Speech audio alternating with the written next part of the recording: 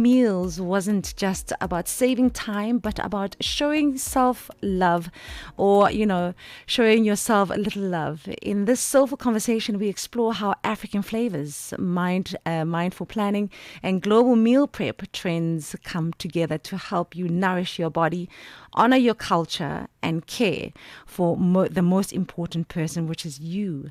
This is where we'll be parking for this first hour with our guest, and it's going to really, really be amazing. And she's just really, really incredible, coming all the way from the US. She's going to be shedding some light for us because it's daytime on the other side, right? And tonight we prep like a pro. We are diving into the art and science of meal prepping, African style, with a global twist. Across the world, people are chopping, portioning, and planning their way to a healthier, cheaper, and more balanced lives. But how do we make that work in an African kitchen where flavor is king, ingredients change with the season, and Sunday lunch is particularly a culture ceremony? Joining us is Shauna Hill, a dietitian who's been helping people reclaim their time, health, and wallets one Tupperware at a time. We'll explore everything from people kibble, TikTok trends, to grandma's secret stew hack, and from gut-friendly grains to smart ways to meal prep when electricity is doo-doo-doo. Well, it's a bit moody, but we still keep it going. So grab your chopping board, your spice rack, and maybe your sense of humor, because we are about to stir up some delicious ideas on how Africans can meal prep smarter and not too hard, right? Hello, Shauna. How are you? Great. Hi, Kitty. I'm great. Thank you for having me. Thank you so much for being with us. Oh my gosh. So this is going to be very interesting because I'm going to be learning a lot because I'm terrible at meal prepping, right? I'm terrible at it.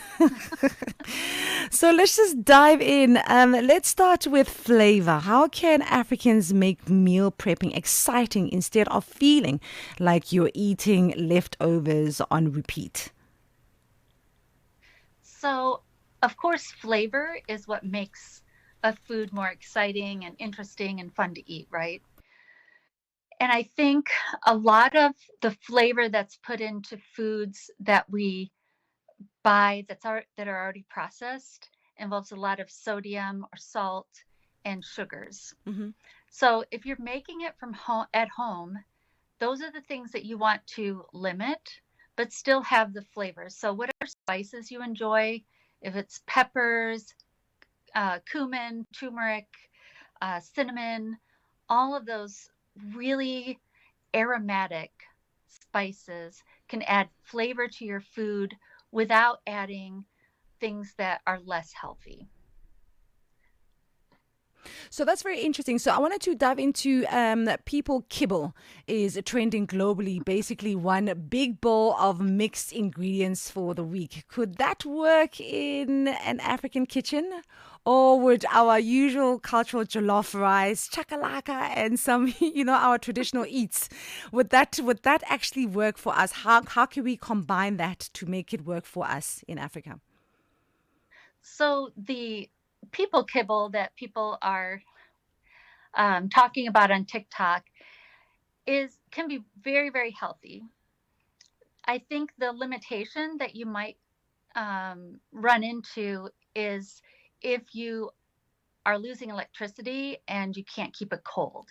So if you're preparing a large portion and then portioning it out so that you can eat it throughout the week and your refrigeration isn't working, then that's not going to work very well. Mm, So I if you know that that's not going to be a problem, it's a great idea, I think, because if you're busy and don't have time to cook all the time, yeah. then that's an easy way to get your nutrition.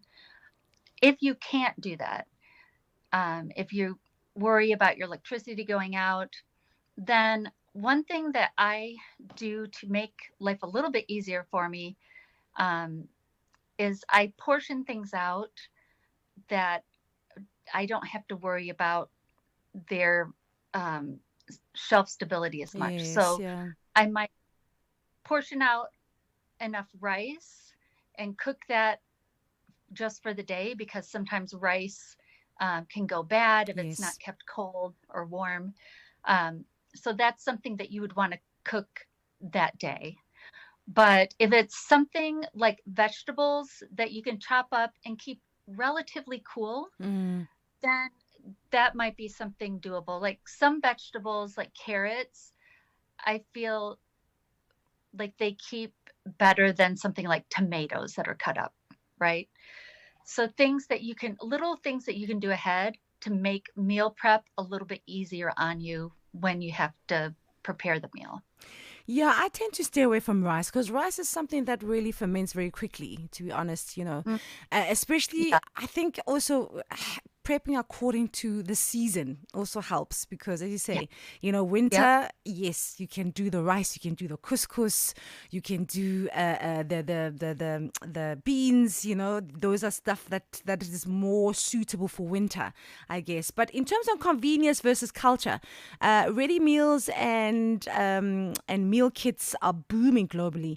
How do we balance convenience with our deep-rooted cooking traditions and family Mm. recipes?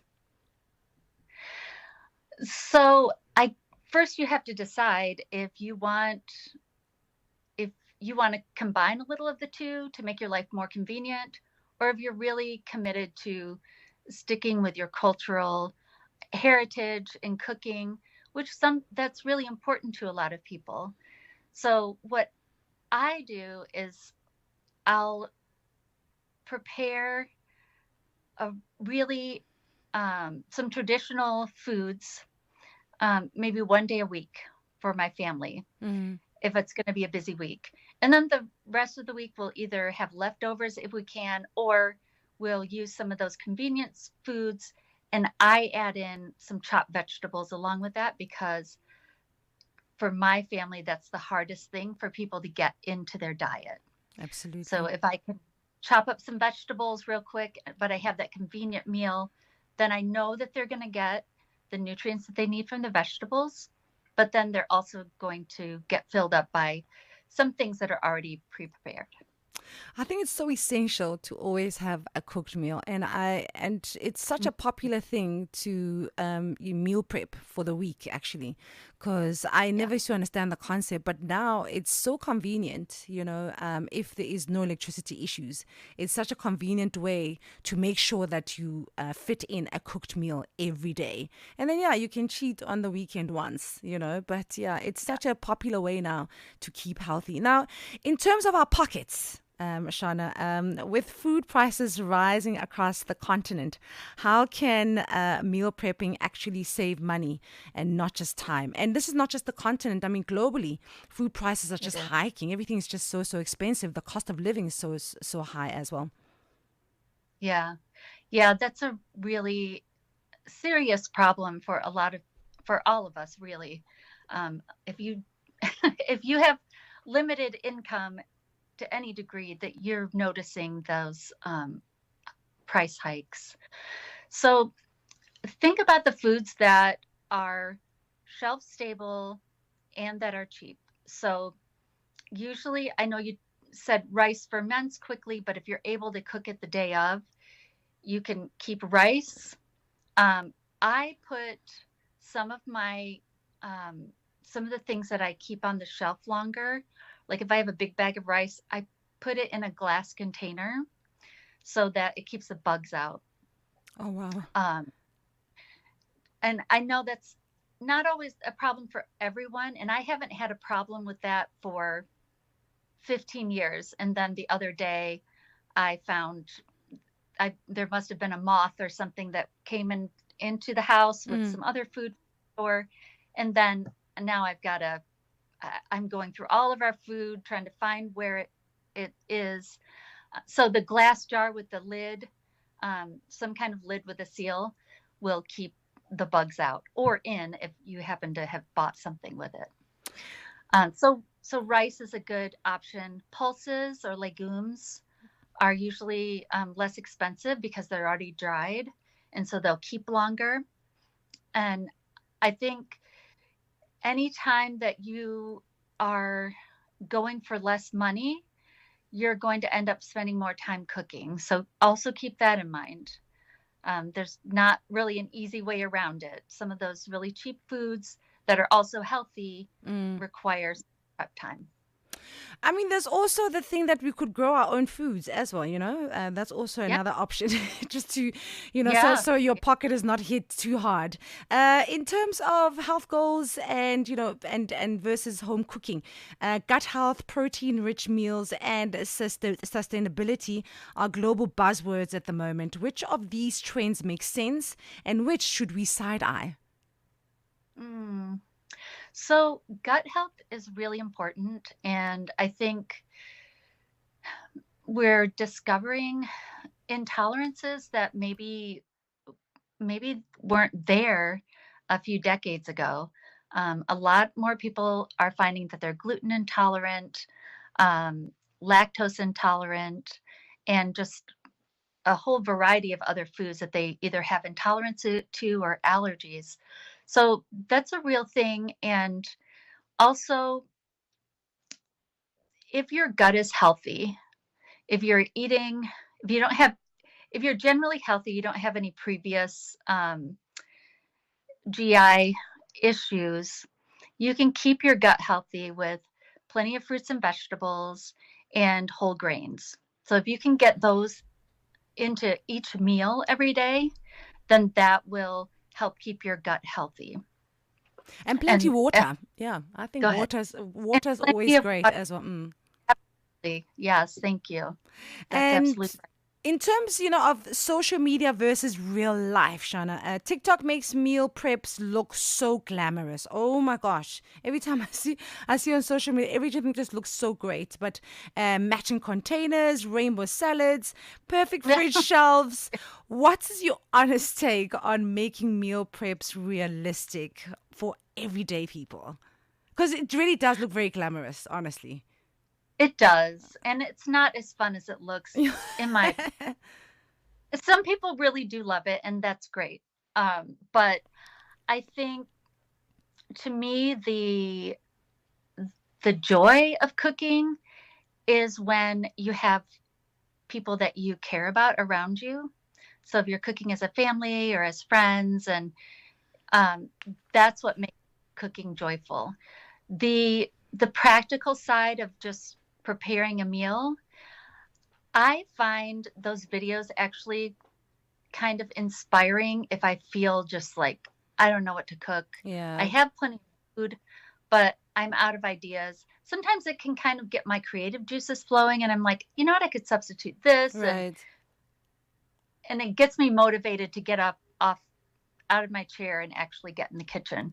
So I think in that way those videos can be helpful, but it's cooking is a process, and especially if you're cooking healthy foods and you want some variety and some flavor, a lot of times that takes time, and that's Mm. just part of food preparation. Now, Shana, between you and I, confession time, right?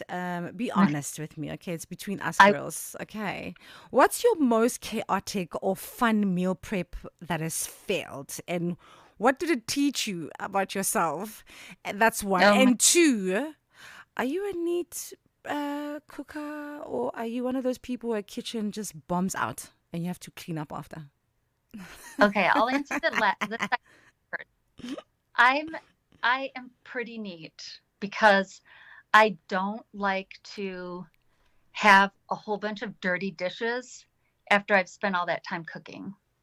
So I tend to wash things as I go if I'm preparing a big meal. And so in that way, I'm neat. Um, my husband isn't. He just, like, it looks like a, a typhoon has come through and That's me. everything is. But if you did all the cooking, then maybe someone could clean up for you. See, that's the thing. I love washing dishes. I love cleaning up afterwards. It's Oh, so therapeutic. that's Yeah. cool. Aw, I'm Yeah. going to fly you over. Any day, any day.